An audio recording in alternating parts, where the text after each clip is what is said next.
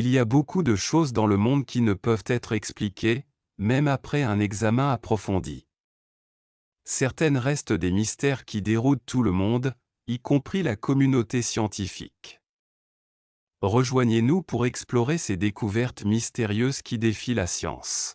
Numéro 1. Disque Dropa. Sous les montagnes Bayan-Karaula, qui traversent la Chine et le Tibet, se trouve un labyrinthe de grottes mystérieusement interconnectées.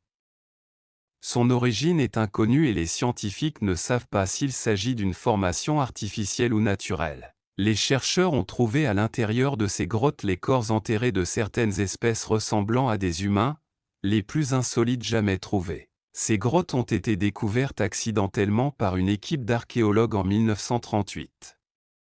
Au départ, ils pensaient avoir trouvé des restes de singes, or, il est bien connu que les singes n'enterrent pas leurs morts. Alors à quelle créature appartenaient ces étranges squelettes? Des comparaisons ont montré qu'ils n'étaient ni humains ni animaux, du moins pas pleinement humains. Le squelette avait de petits membres et des pattes très fines, mais, comparé à leur silhouette courte et faible, ces créatures avaient de très grosses têtes. Un archéologue chinois et son équipe inspectaient les squelettes lorsqu'ils ont découvert quelque chose d'encore plus étrange, un disque circulaire à moitié enfoui dans le sol de la grotte. Le disque était en pierre, mais il avait un trou au centre. Sur le disque, il y avait des inscriptions et une rainure en spirale autour de lui avec 2 anneaux. En y regardant de plus près, on a découvert que ces inscriptions semblaient être une sorte de hiéroglyphe. Cependant, cette langue inhabituelle n'est reconnue par personne et même les experts en écriture ancienne n'ont pas été capables de la traduire. Une autre découverte fascinante concerne les sculptures sur les murs représentant le soleil, la lune et les étoiles, reliées entre eux par de petites lignes pointillées. Cette découverte soulève une question, ces créatures essayaient-elles de communiquer avec nous? Il a fallu 20 ans pour que quelqu'un traduise les inscriptions de cet album. Le médecin a annoncé qu'il avait déchiffré ces signes comme une histoire, mais ce qu'il a découvert était si choquant que les autorités ont refusé de lui permettre de partager sa découverte avec le monde. Plus de 700 de ces disques ont été récupérés. Selon le médecin, il raconte l'histoire d'une sonde spatiale arrivée sur Terre en provenance d'une autre planète et s'est écrasée dans cette région. Apparemment, les habitants du navire venaient d'une civilisation avancée et avaient des intentions pacifiques. Cependant, leurs voisins plus hostiles rendirent la coexistence difficile et ils durent fuir vers d'autres mondes. La traduction du docteur a été cachée afin que les citoyens de la Terre ne sachent pas que des formes de vie existent dans certaines parties de l'univers que nous n'avons pas encore explorées. Numéro 2. Maman d'Atacama. En 2003, un squelette momifié découvert dans le désert d'Atacama au Chili en a déconcerté beaucoup en raison de son apparence inhabituelle, que certains ont comparé à celle d'un extraterrestre. Le squelette, surnommé Ata, mesurait seulement 15 cm et présentait des caractéristiques très étranges, comme un crâne long et moins de côtes que la normale. On a émis l'hypothèse qu'il pourrait s'agir d'un primate inconnu ou même d'une forme de vie extraterrestre. Cependant, les chercheurs ont mené des analyses génomiques sur 5 ans et ont déterminé qu'Ata est humain, probablement un fœtus présentant des mutations liées à des maladies osseuses. Des mutations génétiques expliquent les malformations osseuses et musculo-squelettiques d'Ata, telles que la scoliose et le nanisme. Bien que certaines mutations soient rares et jamais observées auparavant, on suppose que l'exposition aux nitrates présents dans l'environnement où ils ont été trouvés aurait pu jouer un rôle dans leur formation. Numéro 3. La momie à 3 doigts. Présentée au monde par le chercheur J.J. Mossan, c'est l'une des découvertes les plus controversées et discutées de l'archéologie contemporaine. Découverte en 2017 près de Nazca, au Pérou, cette momie d'environ 1,68 m de haut a suscité d'intenses débats en raison de ses caractéristiques anatomiques inhabituelles, notamment 3 longs doigts sur chaque main et pied, un crâne allongé et une structure osseuse atypique. La momie a été soumise à plusieurs tests de datation au carbone 14, qui ont suggéré un âge compris entre 1700 et 1800 ans, la plaçant dans la période précolombienne. Cependant, l'authenticité et l'origine de la momie ont fait l'objet de scepticisme et de controverses au sein de la communauté scientifique. De nombreux experts affirment qu'il pourrait s'agir d'une fraude ou d'une altération de restes humains connus. Les images radiographiques et tomodensitométriques ont montré une structure osseuse que certains chercheurs considèrent comme humaine, mais avec des modifications. Les partisans de l'authenticité de la momie, comme Mossan, soutiennent qu'elle pourrait être la preuve d'une espèce humanoïde inconnue ou de visites extraterrestres dans les temps anciens. L'un des aspects les plus intrigants de la momie est la présence d'implants métalliques à l'intérieur du corps, ce qui a conduit certains à spéculer sur la technologie avancée utilisée par cette prétendue civilisation. De plus, la peau de la momie semble être recouverte d'une substance blanche, peut-être utilisée dans le processus de momification. Numéro 4. Pierre de jade aux sculptures mystérieuses. Des habitants de la banlieue de Puebla, près de Veracruz, au Mexique, ont trouvé en mars 2017 des pierres de jade avec de mystérieuses sculptures qui semblent représenter des êtres humanoïdes à grosse tête, semblables à des extraterrestres gris. Cette découverte a été rapportée sur Twitter par le journaliste Javier López Díaz de Cinco Radio. Les pierres, étudiées par des experts, présentent des gravures qui pourraient représenter un véritable contact entre des êtres d'autres mondes et les civilisations mayas ou aztèques. L'authenticité de ces artefacts semble être confirmée par l'inspection d'une grotte voisine, où d'autres restes et pétroglyphes ont été trouvés qui reproduisent des scènes de rencontres entre des êtres extraterrestres et des cultures préhispaniques. Divers motifs sculptés peuvent être vus sur les pierres documentées, notamment des vaisseaux spatiaux et des êtres ressemblant à des extraterrestres gris. Numéro 5. La pierre bleu ciel. En 1990, un mineur de Sierra Leone est tombé sur une pierre très anormale, sans précédent. Angelo Pitroni explorait l'Afrique de l'Ouest lorsqu'il a découvert un joyau bleu ciel vibrant. Après avoir effectué des tests de datation au carbone, il a été déterminé que la curieuse roche était tombée sur Terre il y a entre 11 000 et 18 000 ans. Plus particulièrement, des analyses en laboratoire ont révélé que la composition de la pierre bleu ciel était de l'oxygène pur. Ce matériau riche en oxygène représentait 77% de la pierre précieuse, ainsi que du carbone, du silicium, du calcium et du sodium.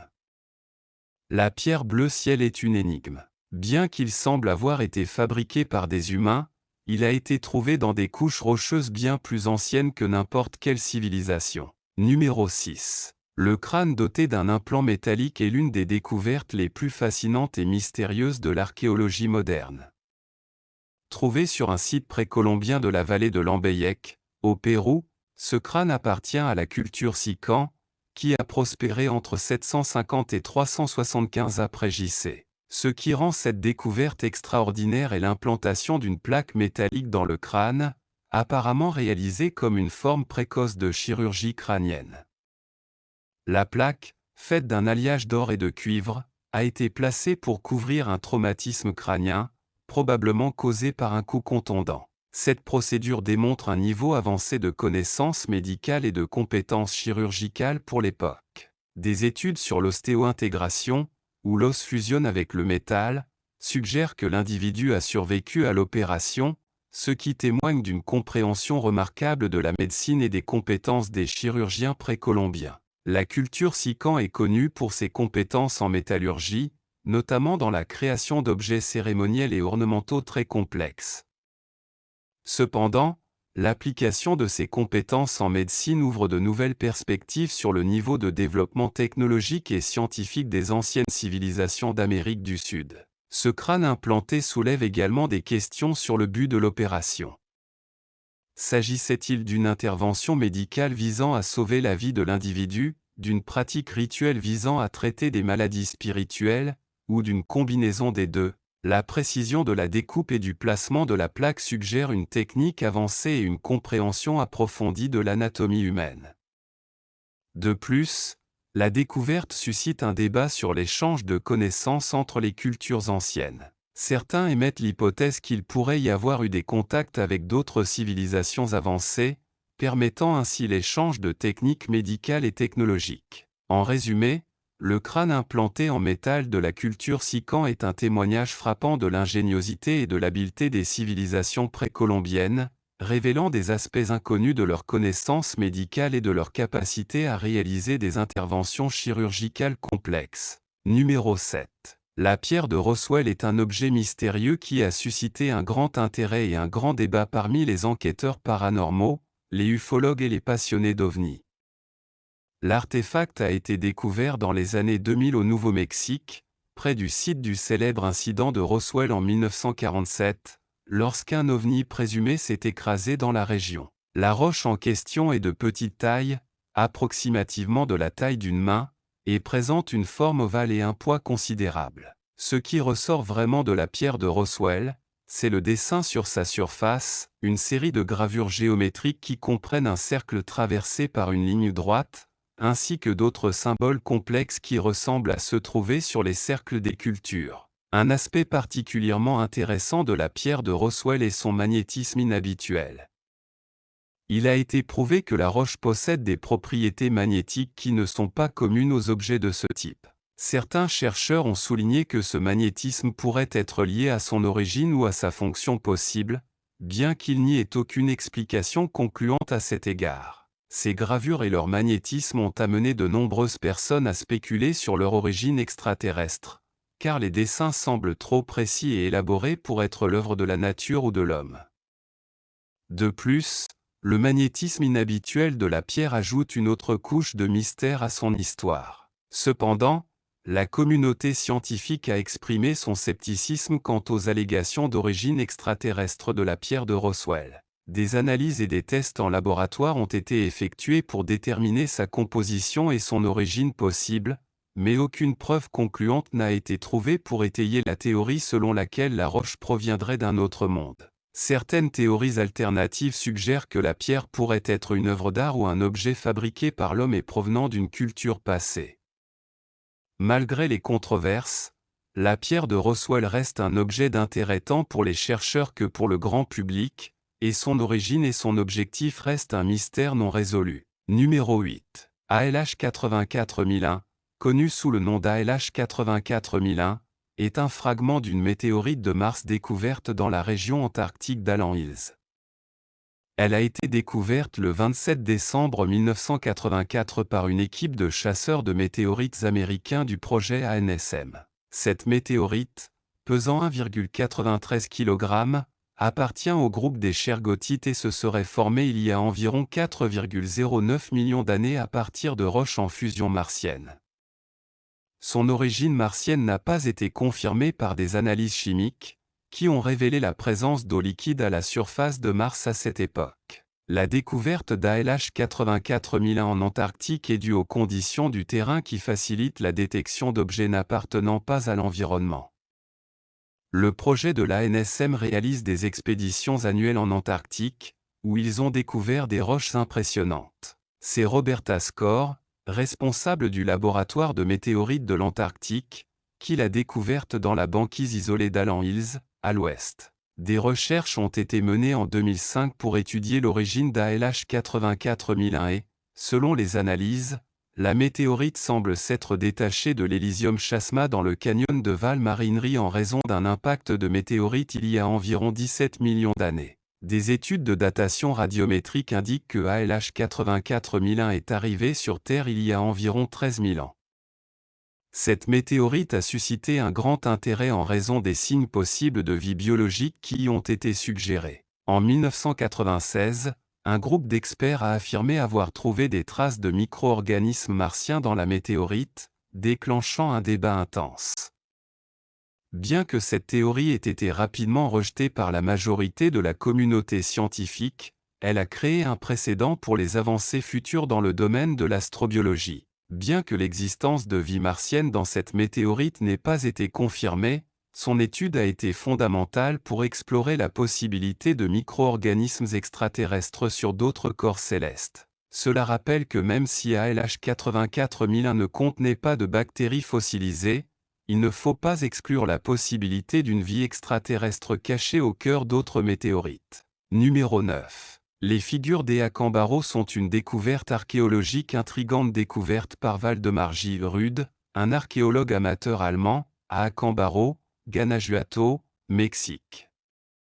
Ces figures se composent d'environ 33 000 minuscules représentations en céramique qui remettent en question les perceptions conventionnelles de l'histoire et de l'archéologie. Rude a affirmé que les personnages ressemblaient à des dinosaures, ce qui a suscité une controverse et un débat sur leur authenticité. Certains considèrent les chiffres comme anachroniques et remettent en question la coexistence des humains et des dinosaures. Cependant, les sceptiques soulignent le manque de fouilles archéologiques formelles et de documentation appropriée, ce qui a soulevé des doutes sur la véracité des découvertes. La controverse se concentre également sur les motivations et les tactiques de Rude, suggérant que les personnages pourraient être des fabrications modernes pour soutenir un récit dramatique. Les figures d'Eakambaro soulèvent des questions sur la relation entre les humains et les dinosaures, mais le manque de soutien scientifique solide et l'absence d'enquête formelle soulignent la nécessité d'une approche archéologique plus rigoureuse pour évaluer leur authenticité. Numéro 10. La découverte d'une sirène momifiée à Koshi, au Japon, a suscité l'étonnement et la spéculation parmi les habitants et les experts. Cette créature, qui mesure environ 30 cm de long, a une partie supérieure qui ressemble à un humain et une partie inférieure semblable à la queue d'un poisson. La momie, trouvée dans un temple antique, remonte à environ 300 ans et fait l'objet d'une vénération locale, considérée par certains comme une créature mythique aux propriétés curatives. La sirène a été soumise à divers tests scientifiques, notamment des analyses ADN et des études radiologiques, pour déterminer son authenticité. Les résultats de ces études ont été mitigés et souvent controversés. Certains scientifiques pensent qu'il pourrait s'agir d'un travail de taxidermie élaboré, combinant des parties de différents animaux, éventuellement un singe et un poisson, ce qui était une pratique courante au Japon et dans d'autres régions d'Asie au cours de certaines périodes historiques pour créer des curiosités. La découverte à Koshi a ravivé l'intérêt pour les légendes des sirènes et des créatures marines dans la culture japonaise. Les sirènes, connues sous le nom de ninjyo en japonais, sont décrites dans le folklore comme des créatures qui peuvent garantir longévité et santé à ceux qui les consomment, même si elles peuvent également porter malheur si elles sont capturées ou endommagées. Le temple où a été retrouvée la momie a vu croître le nombre de visiteurs, attirés par la légende et le mystère qui entoure la créature. Ce phénomène a déclenché un débat sur l'authenticité et l'origine de la momie, soulevant des questions sur l'intersection entre mythe, réalité et fascination humaine pour l'inconnu.